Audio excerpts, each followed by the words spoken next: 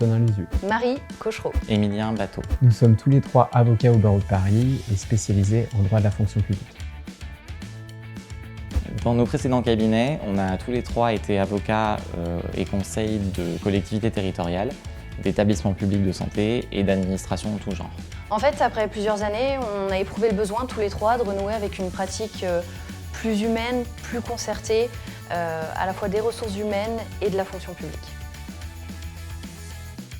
Avant tout, les agents des trois fonctions publiques, étatiques, hospitalières territoriales, fonctionnaires et contractuels. On travaille aussi avec un syndicat, d'ailleurs, qui au fil du temps est devenu notre partenaire principal. Aussi, lorsqu'ils partagent notre vision du management et des ressources humaines, il nous arrive de travailler avec des établissements publics de santé ou des collectivités territoriales sur des missions d'audit, de conseil ou encore de défense devant les tribunaux administratifs. Ça nous semblait important de garder les deux points de vue pour mieux comprendre les réalités du terrain et pour apporter une solution concrète et opportune aux agents comme aux administrations. C'est pour ça que si on peut éviter le contentieux, on va préférer de la négociation et de la médiation. Plus concrètement, on intervient sur tous les aspects de la carrière des fonctionnaires. Il peut s'agir des questions de maladie, de rémunération, de droit syndical ou encore de discipline.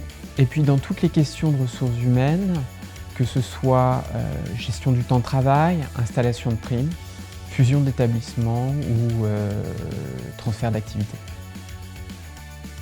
On est dans un contexte très difficile dans lequel les conditions de travail se sont durcies, il y a de moins en moins d'argent dans les administrations et du coup les agents se trouvent souvent en sous-effectif. En fait, dans ces situations, les agents vont être mis sous pression, ce qui va entraîner des situations de harcèlement moral, des conditions de travail difficiles et parfois pouvant aller jusqu'aux maladies professionnelles ou aux accidents de travail. Notre mission est essentiellement d'aider les agents pour qu'ils puissent retrouver des conditions de travail sereines, régulières, normales, mais aussi qu'ils puissent obtenir la reconnaissance par exemple de leur maladie professionnelle, leur accident du travail, ou bien par exemple qu'ils puissent obtenir des dommages et intérêts. Dans la même idée, les administrations font appel à nous pour gérer les situations de conflits existantes ou alors prévenir des conflits en devenir.